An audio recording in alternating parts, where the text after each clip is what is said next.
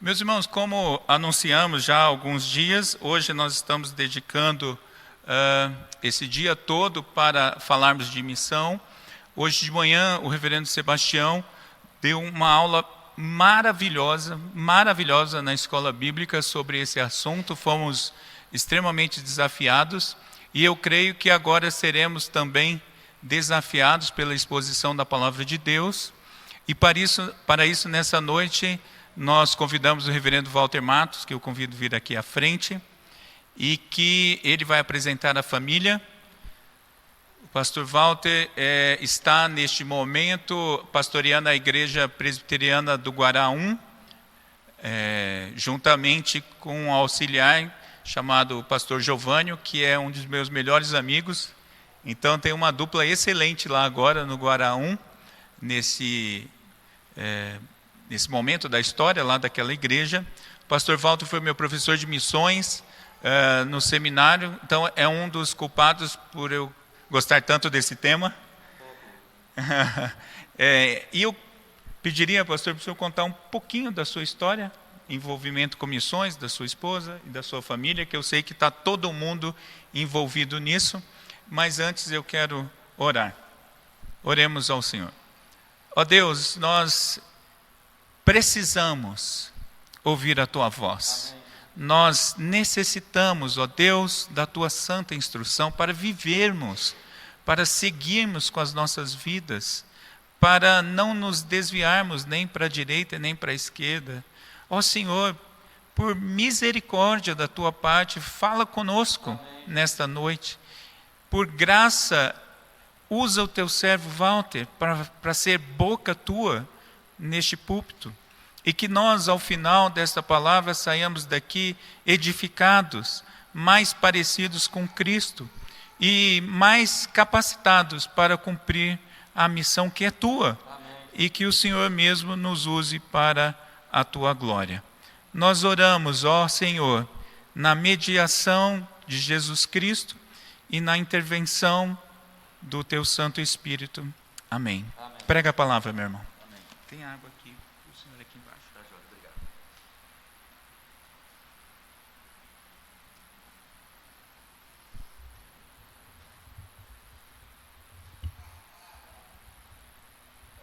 Estou apanhando aqui. Agora sim.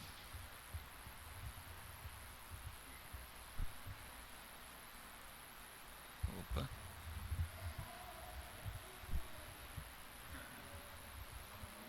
Acho que agora foi. Boa noite, queridos irmãos. É um prazer, privilégio, poder estar com os irmãos nesta noite, especialmente poder partilhar da palavra de Deus com os irmãos. Sinto-me feliz com a culpa da qual eu fui acusado nesta noite, porque se eu sou culpado de ter influenciado o reverendo Silvio Biso para ser um entusiasta de missões, isso me enche o coração. É uma culpa prazerosa, não é? E o reverendo Silvio pediu para eu apresentar a minha família. Estão comigo a minha esposa, Ana Tereza, por favor, fique de pé, e a minha filha, Ana Luísa. Eu tenho 2 outros filhos, Walter Júnior e João Alexandre, que não estão conosco aqui hoje. Um pouquinho sobre a minha história e o meu envolvimento em missões e da minha família. Eu me formei em Campinas, no Seminário Presbiteriano do Sul, em Campinas, São Paulo.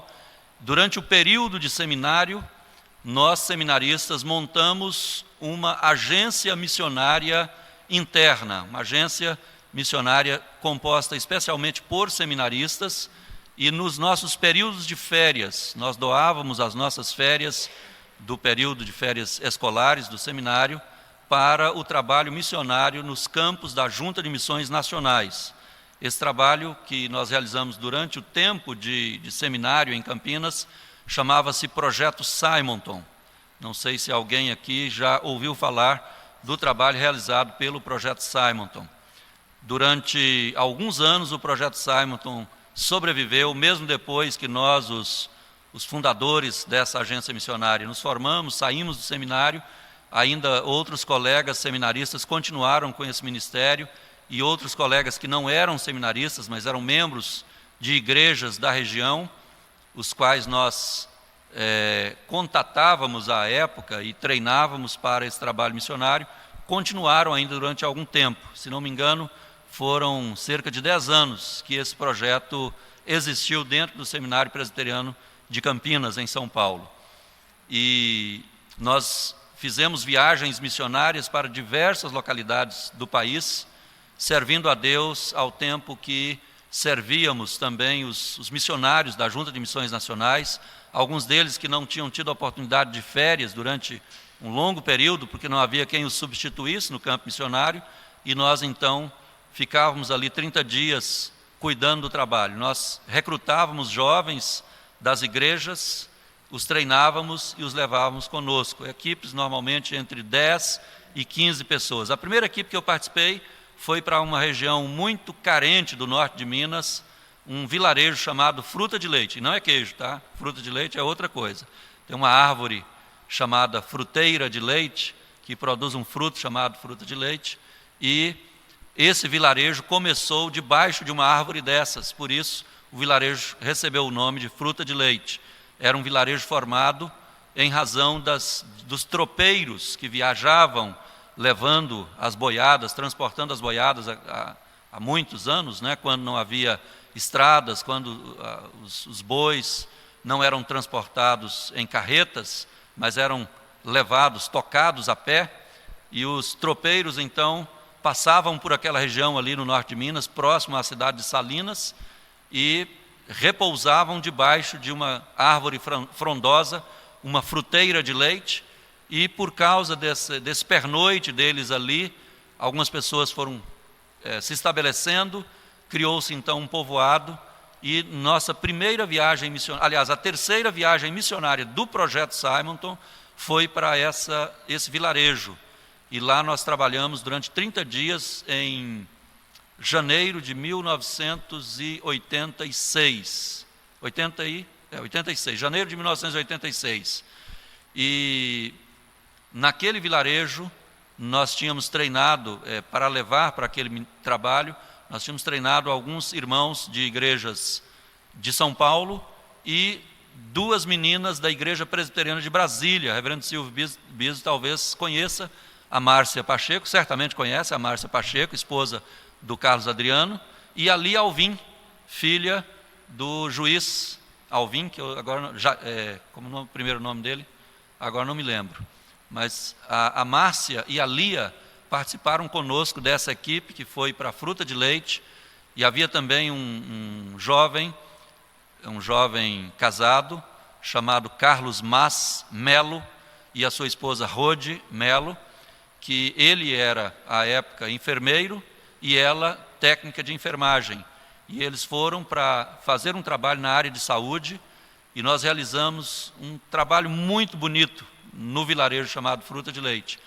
Desse trabalho realizado em Fruta de Leite, resultou no fato de que hoje o Carlos Mas Melo é missionário de Asas de Socorro, ele e a sua esposa Rode trabalham hoje com Asas de Socorro. E ao longo do trabalho do Projeto Simonton, muitos jovens de igrejas nossas, que nós recrutávamos jovens presbiterianos, especialmente universitários, dos cursos da área social, de saúde, para que pudessem prestar algum serviço dentro da sua formação no campo missionário, mostrando que o missionário, que na verdade todos nós somos missionários, e o nosso trabalho pode ser ofertado a Deus como missões, seja ele qual for. Então nós tivemos ao longo desse período jovens de diversas especialidades, estudantes universitários e outros já formados, de diversas especialidades, trabalhando com a sua própria profissão, servindo a Deus com a sua própria profissão, agrônomos ensinando pessoas da zona rural a plantar, a fazer horta, estudantes de áreas sociais como serviço social ou da área de saúde, odontólogos, enfermeiros, médicos, realizando o trabalho dentro da sua área de formação e com o trabalho de evangelização. Eu tive a oportunidade de participar de 5 equipes, Fruta de Leite no norte de Minas, Cavalcante em Goiás, Nova Rosalândia no Tocantins, Ariquemes em Rondônia e agora não me lembro a outra, mas foram 5 viagens com o Projeto Simonton que perdurou durante um tempo. esse trabalho com o Projeto Simonton foi já fruto de um interesse missionário que Deus tinha colocado no meu coração desde a adolescência. Saindo do seminário, eu fui para Viçosa, em Minas Gerais, fazer uma especialização em missiologia no Centro Evangélico de Missões, o CEM, que naquela época tinha nada menos que Elias Medeiros, Francisco Leonardo, Timóteo Carriquer, como professores, Franz Popovich e outros, né, que foram meus professores no CEM, em Viçosa, Minas Gerais. E eu tenho trabalhado com missões desde então.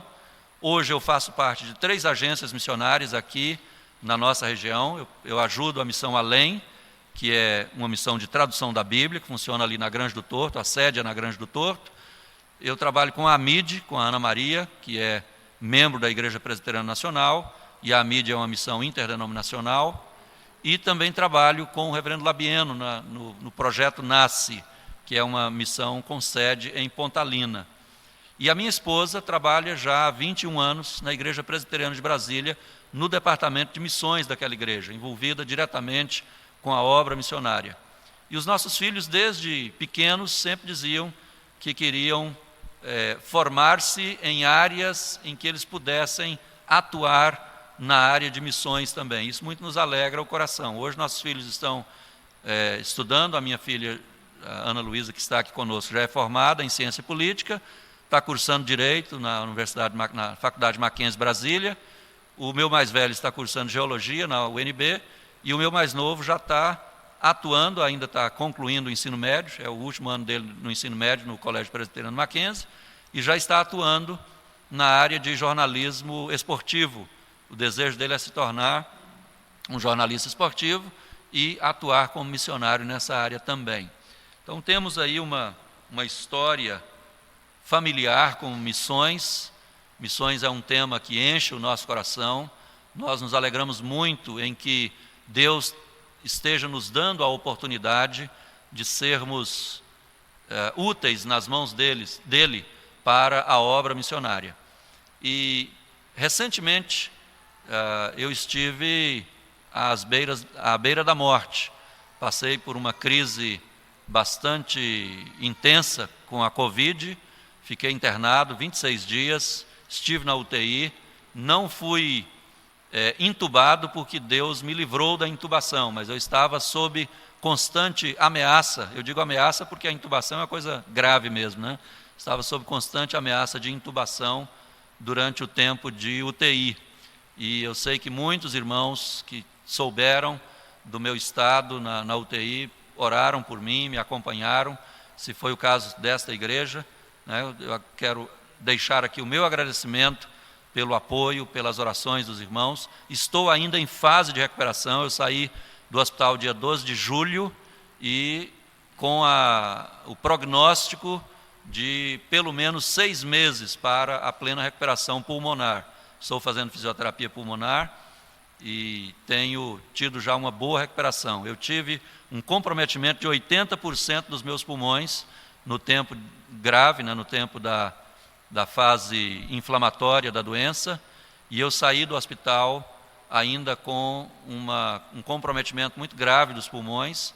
Estou fazendo fisioterapia, hoje estou já com uma recuperação em torno de 49% da função pulmonar.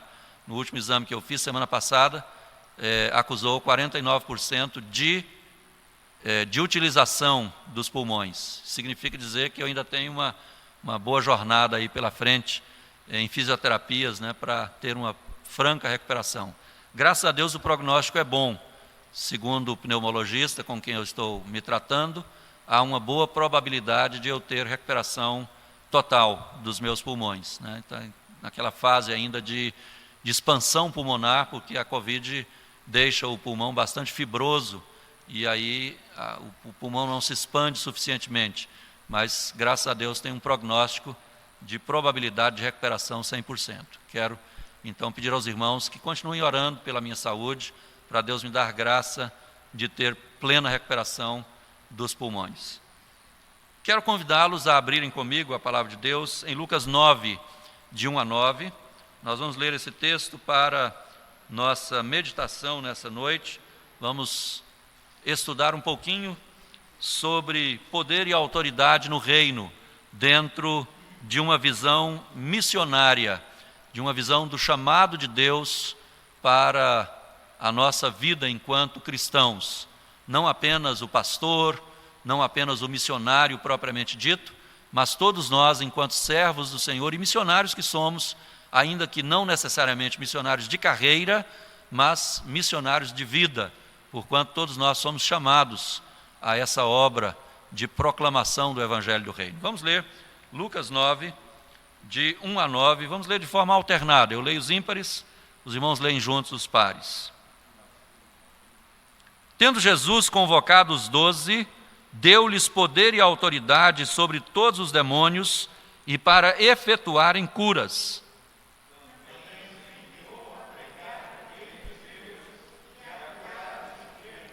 E disse-lhes: nada leveis para o caminho, nem bordão, nem alforge, nem pão, nem dinheiro, nem deveis ter 2 túnicas.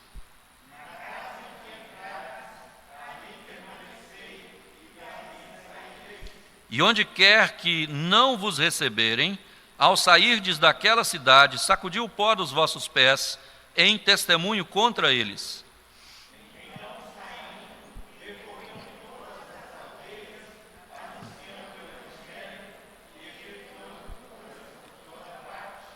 Ora, o tetrarca Herodes soube de tudo o que se passava e ficou perplexo, porque alguns diziam: João ressuscitou dentre os mortos.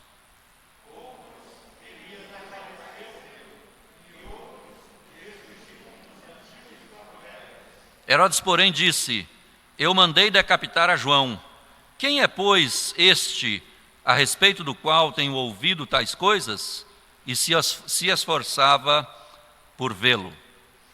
Senhor, mais uma vez elevamos a Ti a nossa voz súplice nesta noite, em que a igreja reunida quer glorificar o Senhor, quer exaltar o nome do Senhor, e ao mesmo tempo, Deus, queremos também, pela Tua graça, pela bênção do Senhor em nossas vidas, receber a ministração do Teu Espírito em nossos corações, a aplicação desta palavra lida, para que ela produza em nós uma resposta de obediência e fé ao Teu querer.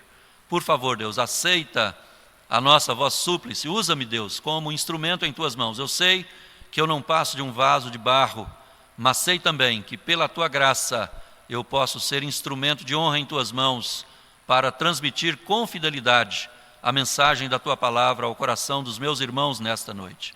Abençoa-nos, pois, aceita a nossa adoração e fala conosco, em nome de Jesus. Amém, Senhor. Queridos,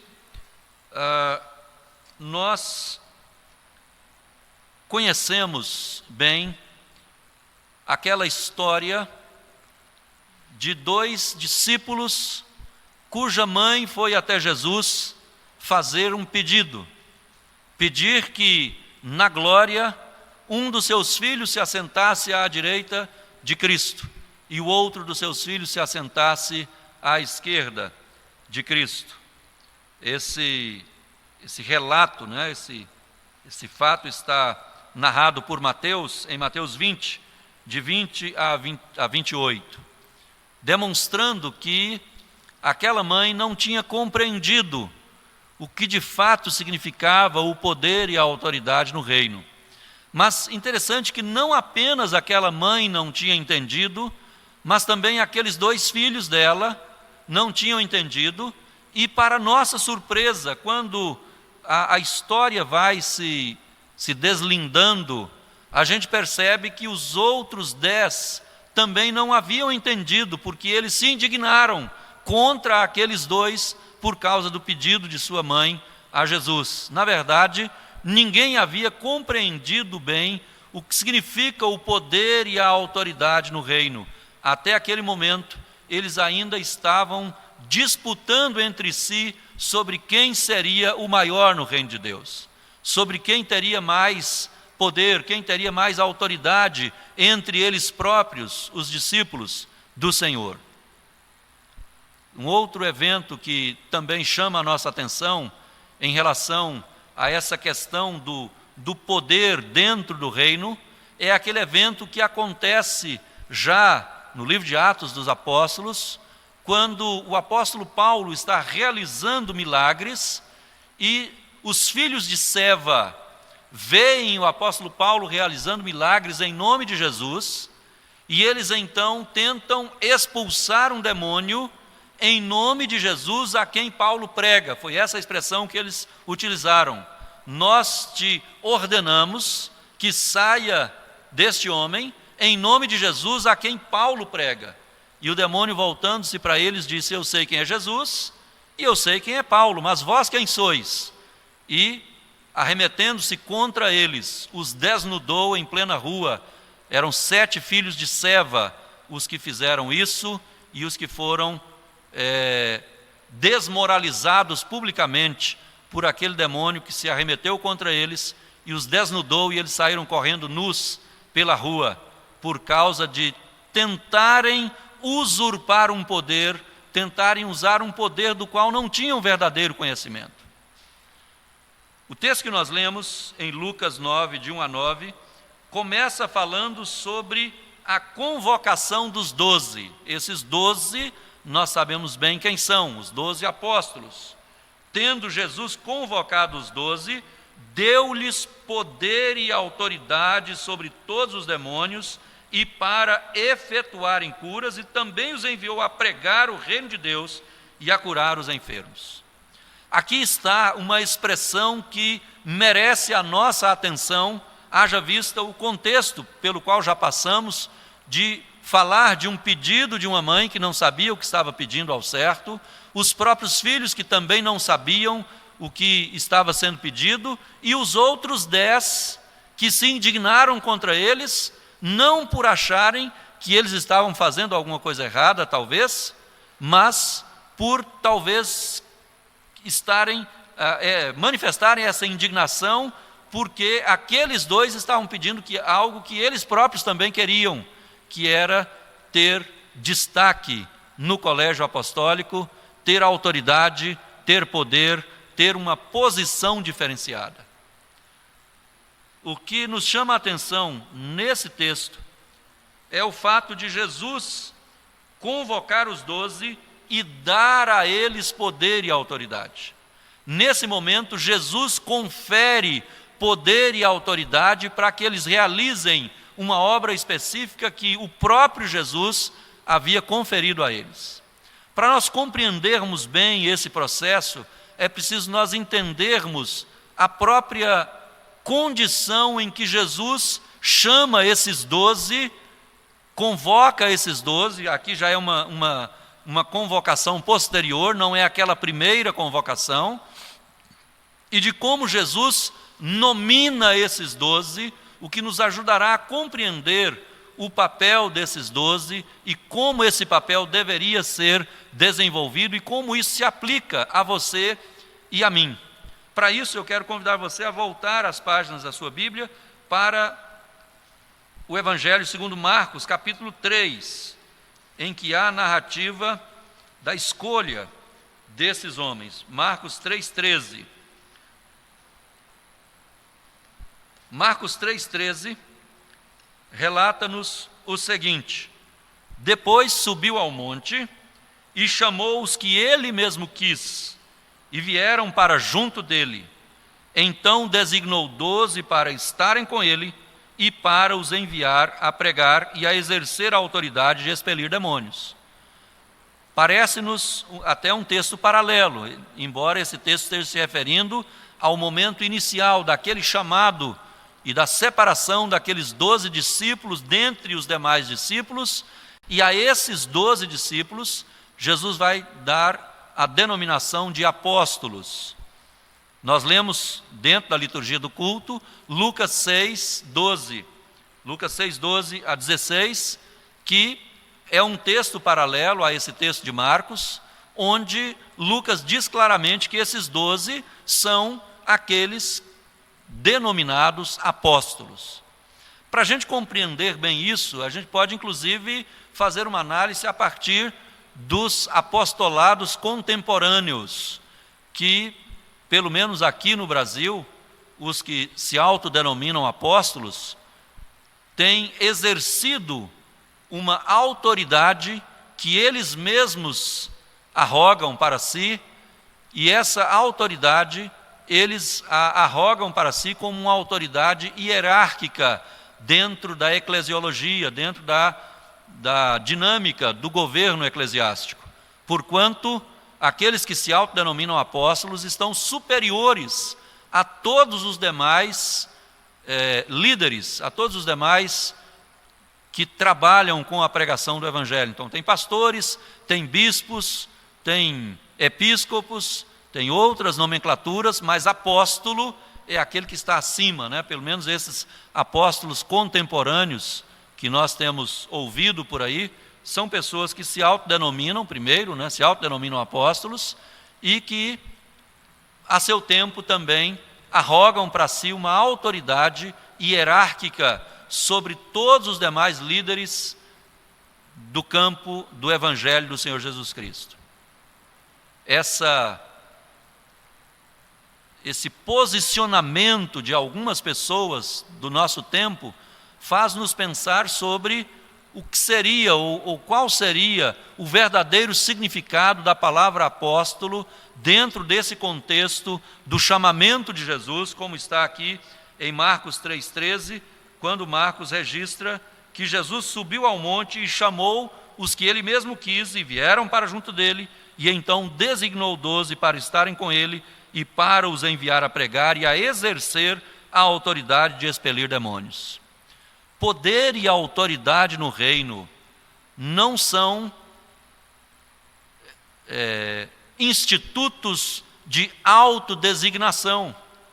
Não é porque os apóstolos odiernos se auto-intitulam apóstolos e arrogam para si essa autoridade hierárquica dentro do governo eclesiástico, que significa que de fato eles tenham essa autoridade. Porque a autoridade que a Bíblia está tratando é uma autoridade que tem outra origem que não essa autodeclarada desses apóstolos do nosso século 21.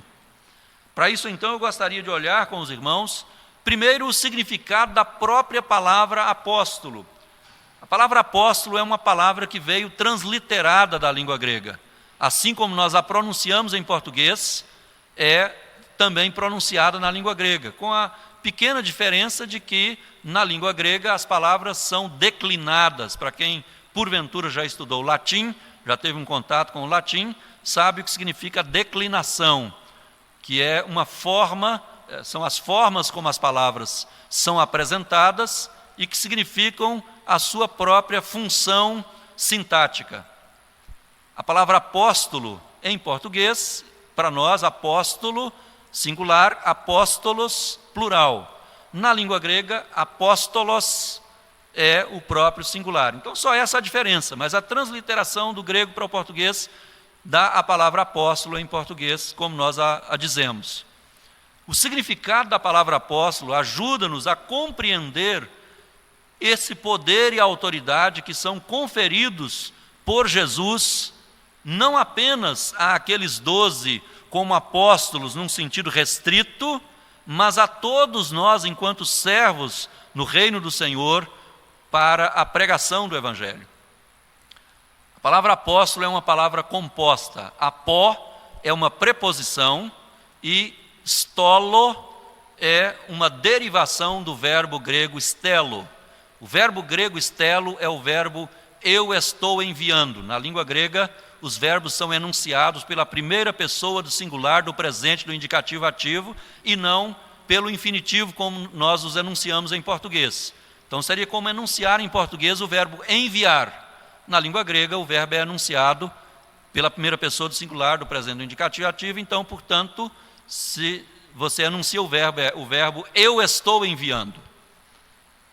A formação, então, da palavra ajuda-nos a compreender esse poder e autoridade conferido aos apóstolos, porque apó, como eu disse, é uma preposição que, usada dentro da estrutura da língua grega, que é uma estrutura de declinações, apó é uma preposição usada com o caso genitivo ablativo. O que significa isso? Significa dizer que quando a preposição apó é utilizada, seja isoladamente, seja em composição com uma outra estrutura da língua grega para a formação de uma outra palavra, seja com um verbo, seja com algum substantivo, ou até com outra preposição, ela tem um significado genitivo ablativo. Para quem já estudou inglês, pode entender bem, sem precisar ter estudado grego, porque o caso genitivo da língua grega é exatamente igual ao caso genitivo da língua inglesa, o genitive case, que é quando você usa aquele apóstrofe para indicar a posse. Por exemplo, Peter's house. Você tem a casa de Pedro. Então, você usa Peter, apóstrofe S, e em seguida house, ou home, né? O lar de Pedro, a casa de Pedro. Então, esse genitive case é o que é utilizado na língua grega para indicar posse, ou então pode ser um genitivo do tipo ablativo, que indica origem, ou é posse ou é origem. Nesse caso aqui, para a palavra apóstolo, as duas formas, tanto o genitivo puro quanto o genitivo do tipo ablativo, se aplicam. Por quê? Porque se nós olharmos bem o texto, nós encontramos, tanto aqui em Marcos, no texto que lemos em Marcos 3,13, quanto no próprio texto de Lucas 9, tendo Jesus convocado os 12. Convocar significa chamar para si, como Marcos está relatando em Marcos 3,13, quando ele diz: depois subiu ao monte e chamou os que ele mesmo quis e vieram para junto dele. Então aqui essa expressão desse chamado, dessa vinda daqueles discípulos que foram denominados apóstolos, essa vinda para ter proximidade com Jesus, está intimamente relacionado com essa preposição apó, que é a parte inicial da palavra apóstolo, que indica essa ideia de que eles só receberam poder e autoridade porque eles vieram para junto de Jesus. O poder e a autoridade que são conferidos no reino são poder e autoridade para aqueles que desfrutam da intimidade com Jesus. O salmista, no Salmo 25,14, diz que a intimidade do Senhor é para os que o temem, aos quais ele dará a conhecer a sua aliança. Deus quer que nós tenhamos intimidade com Ele, por isso Ele nos chama para si. Nós lemos agora há pouco no Catecismo de Westminster sobre a certeza da salvação. Nós só temos certeza da nossa salvação porque Deus nos chamou para si. Deus nos buscou onde nós estávamos. Deus nos resgatou da nossa condição de pecadores e atraiu-nos para si, como diz o profeta Jeremias, né? Na boca do profeta Jeremias, Deus falando conosco: com amor eterno eu te amei, por isso com benignidade eu te atraí.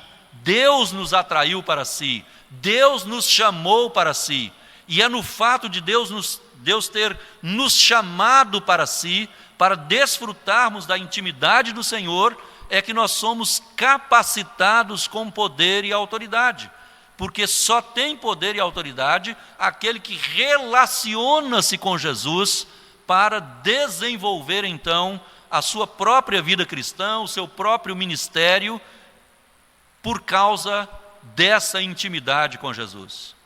Por isso, essa expressãozinha, essa preposição apó, nos ajuda a compreender que eles não eram ninguém, como nós também, sem Cristo, não éramos absolutamente ninguém.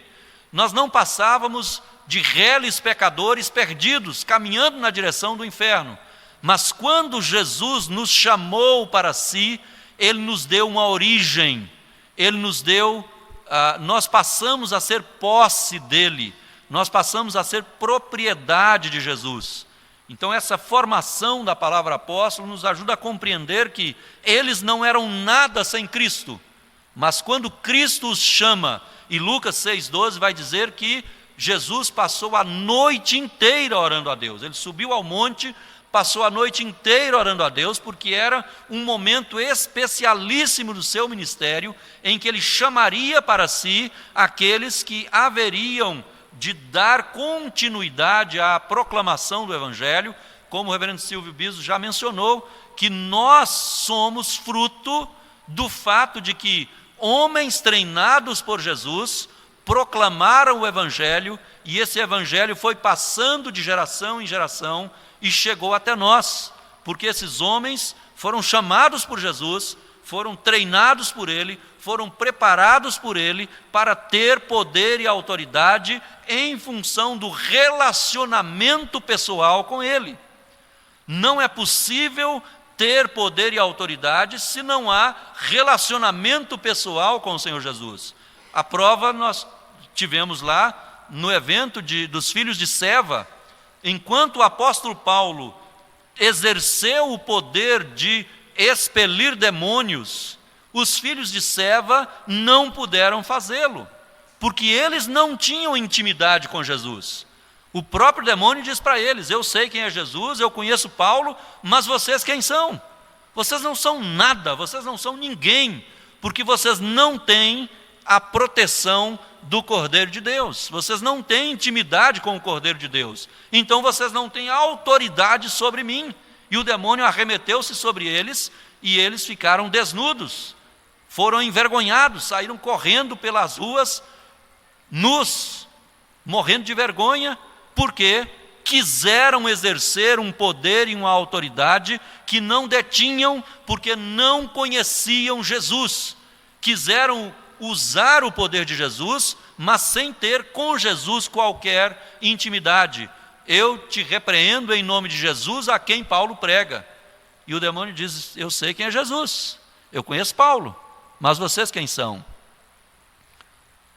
Intimidade com Jesus, poder e autoridade emanam da relação de intimidade com Jesus, porque a relação de intimidade é que pode produzir esse poder em nós. Lucas, ao falar, o texto que nós lemos de Lucas, ele diz: tendo convocado os 12, deu-lhes poder e autoridade. Aqui cabe também nós pararmos e analisarmos essas duas palavrinhas.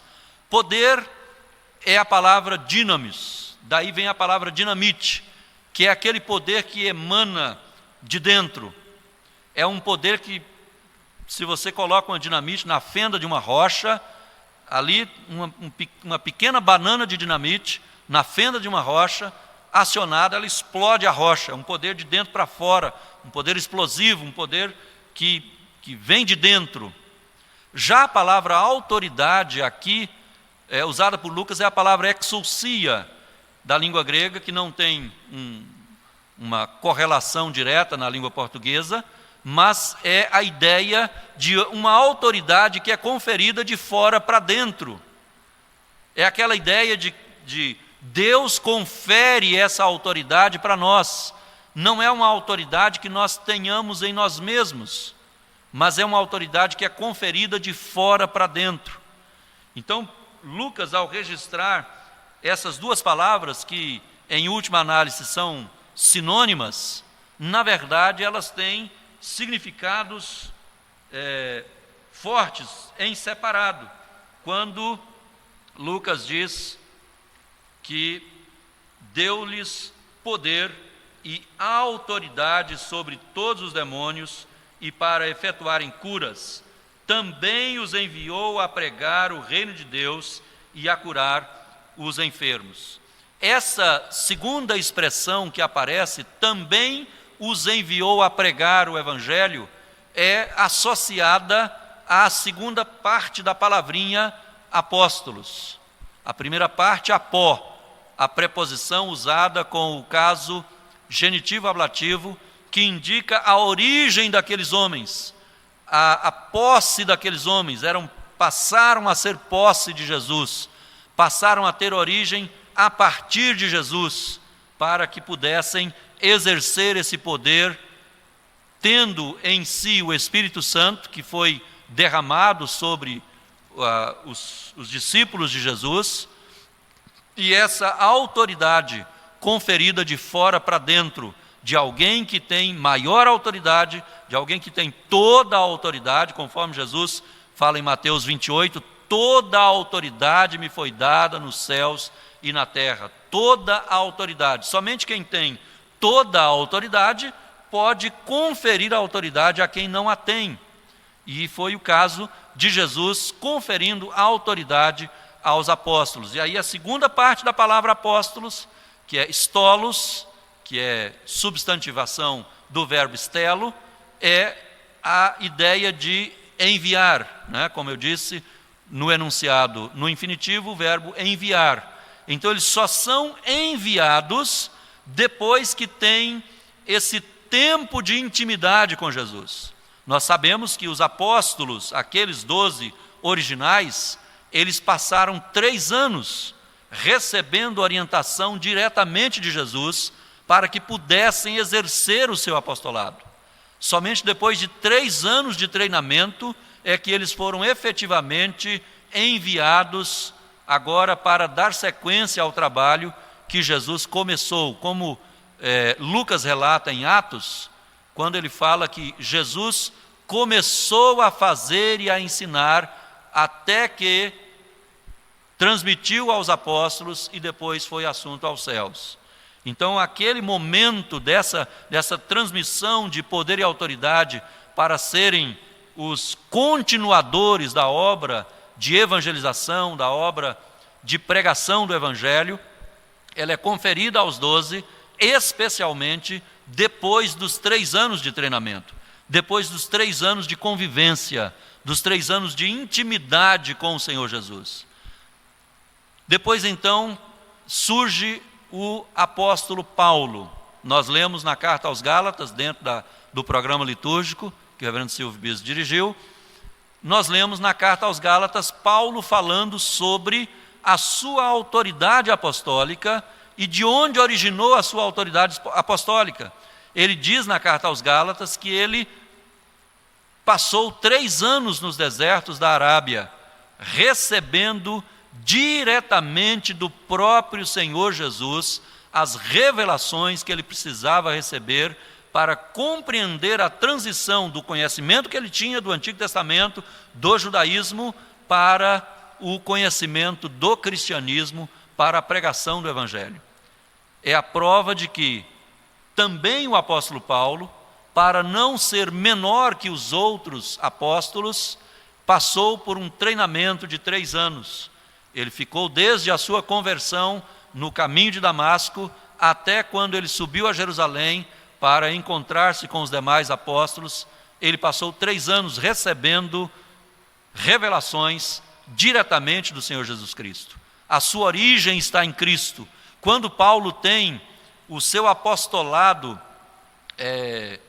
confrontado por alguns crentes que entendiam que ele não tinha autoridade apostólica, ele se volta então à sua história para demonstrar a sua autoridade apostólica pelo tempo que ele teve de relacionamento com o Senhor Jesus Cristo, assim como os demais que também exerceram o apostolado. E Paulo então não se considera menor aos demais apóstolos, porque ele teve também esse tempo de treinamento, esse tempo de intimidade com Jesus. Então, somente depois do tempo de intimidade, do tempo de convivência com Jesus, é que eles foram enviados da parte dele. Então, a expressão apó, voltando à preposição apó, ela indica o de da parte de. Então, a palavra apóstolo significa originalmente, literalmente, enviado da parte de, enviado da parte de alguém. De qual alguém? Nesse caso específico, o apóstolo do Senhor Jesus Cristo, enviado pelo Senhor Jesus Cristo para a pregação do Evangelho e para o exercício da autoridade que a pregação do Evangelho confere àqueles que a pregam de forma legítima, da forma como Deus requer dos seus despenseiros, assim como o apóstolo Paulo fala na carta aos Coríntios, quando diz, além disso, que se requer do dispenseiro, ou dos despenseiros, é que cada um deles seja encontrado fiel. A ideia é, se eu permaneço fiel na pregação do Evangelho, então eu tenho a autoridade de Deus para a pregação do Evangelho. Mas se eu me desvio da genuína pregação do Evangelho, se eu me afasto do próprio Evangelho, então eu perco o poder e a autoridade da proclamação do Evangelho. O apóstolo Paulo, falando aos Romanos, na carta aos Romanos, no capítulo 1, ele fala sobre os destinatários da carta, logo nos primeiros versículos, no primeiro versículo, e depois ele fala também da sua própria pessoa. Ele fala que ele é apóstolo, e ele vai falar então desse apostolado, qual é a origem desse apostolado, e ele diz que esse apostolado está ligado à pessoa de Jesus, ao Evangelho de Jesus. E Paulo então usa uma expressão para indicar o que é o Evangelho de Jesus, de onde emana essa autoridade apostólica. E ele diz então que o Evangelho de Jesus é nada menos do que o próprio Jesus, o próprio perímetro de Jesus. Então, nas palavras de Paulo, o Evangelho de Jesus é o próprio perímetro de Jesus, e Jesus é o próprio perímetro do Evangelho. É como dizer, fora de Jesus não há Evangelho, e fora do verdadeiro Evangelho também não há Jesus.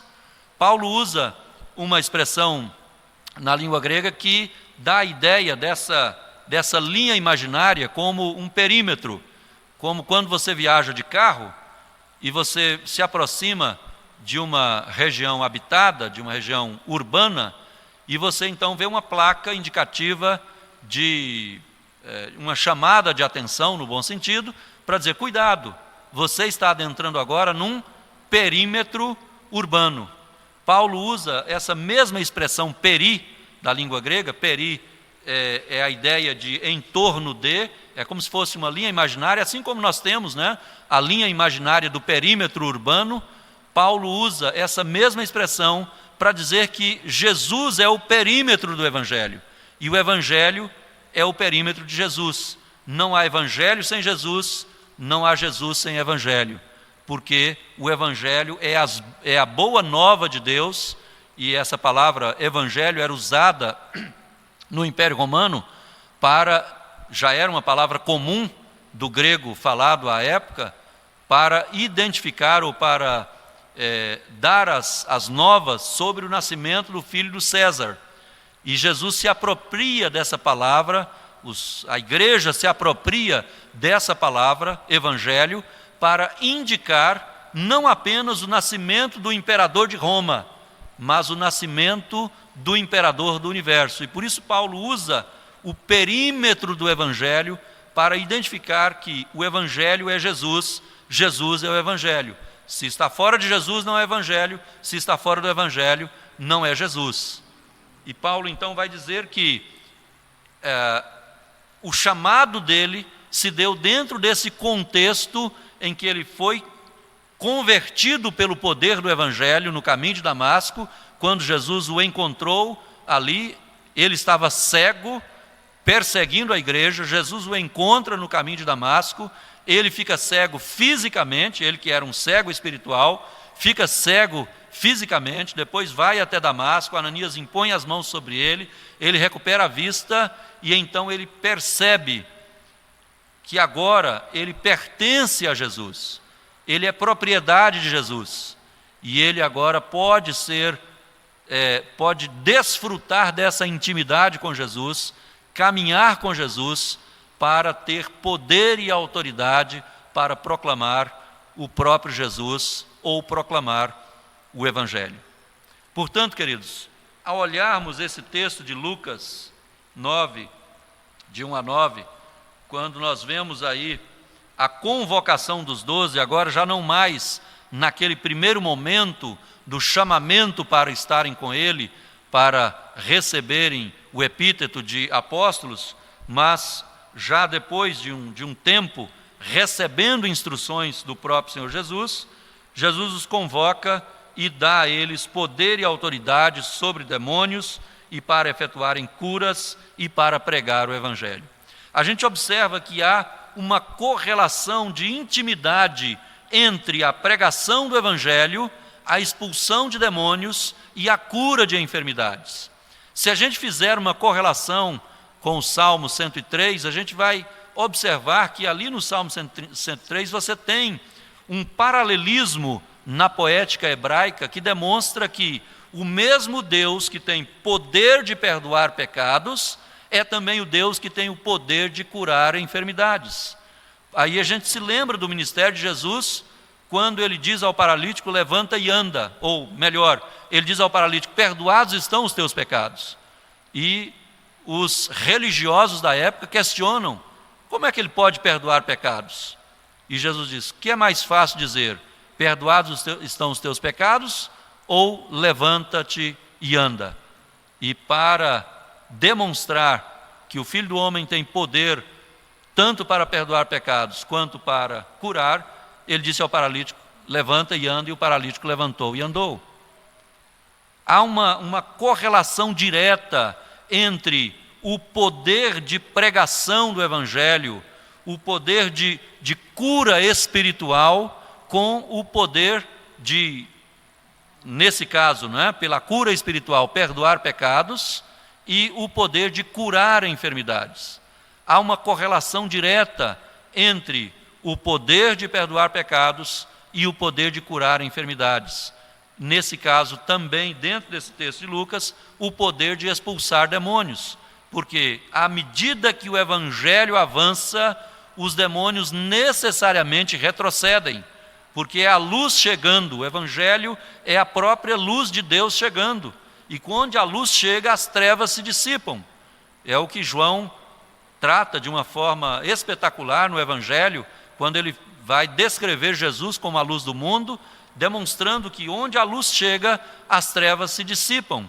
Então, onde o poder da pregação do Evangelho entra, onde a pregação do Evangelho alcança espaço, necessariamente os demônios são expulsos, porque o Evangelho chega com um poder salvador, com um poder transformador, com um poder iluminador. É a luz do céu descendo na terra através do Evangelho.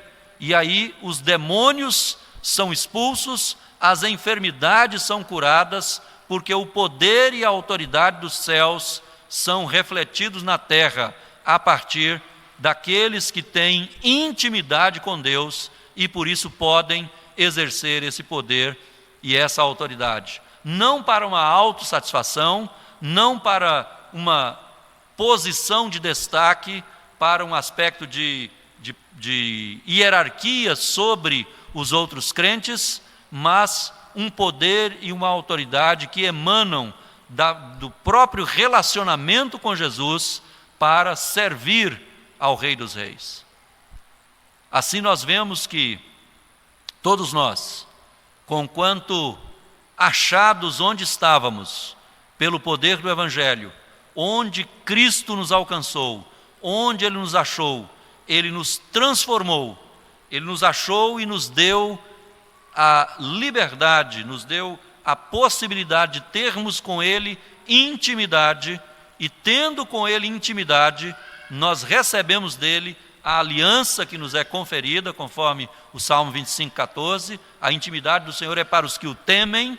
Então, na medida que nós temos essa relação com Deus, temos essa intimidade com Deus, por sermos achados por Ele, onde estamos, nós também somos alvo da sua aliança. A intimidade do Senhor é para os que o temem, aos quais Ele dará a conhecer a sua aliança. E conhecendo a aliança de Deus, nós somos constrangidos pelo próprio amor de Deus a dizer aos outros dessa maravilhosa aliança que Ele nos confere no Seu Filho Jesus Cristo. Porque é impossível que nós, tendo sido alcançados por essa aliança de Deus, tendo sido beneficiados com essa aliança de Deus conosco, não nos sintamos constrangidos pelo amor de Deus que nos constrange a dizer aos outros o quão preciosa é essa aliança que Deus permite tenhamos com Ele e que nós então desejamos que outros também passem a ter com Ele por meio de Jesus Cristo. Assim, queridos, nós concluímos nesta noite essa rápida análise desse texto de Lucas e outros textos associados, desafiando o coração dos irmãos, desafiando a alma, a mente dos irmãos, a uma resposta de obediência e fé ao chamamento do Evangelho para termos intimidade com Jesus e, a partir dessa intimidade com Jesus, sermos agraciados com o poder e a autoridade de testemunharmos do nome dEle às pessoas que estão à nossa volta. Todos nós somos missionários, todos nós somos apóstolos num sentido lato. É claro que apóstolos, do ponto de vista bíblico, do sentido estrito da palavra apóstolos, foram só aqueles 12 iniciais, 13, 14, né? Porque quando Judas morreu, houve a eleição de um para substituir Judas, e depois Paulo ingressou também no colégio apostólico. Então nós tivemos ali 12, 13, 14 apóstolos. Mas, num sentido estrito, só eles foram apóstolos. Mas, no sentido lato, nós somos apóstolos, porquanto apóstolos são aqueles que são chamados por Deus para a intimidade com Ele, para sermos, então, nós que somos, né, chamados por Deus para essa intimidade com Ele, para sermos preparados por Ele nessa intimidade, para termos o poder e a autoridade para comunicar este Evangelho, a proclamação do Evangelho, que redunda também em poder e autoridade para a expulsão de demônios e para a cura de enfermidades.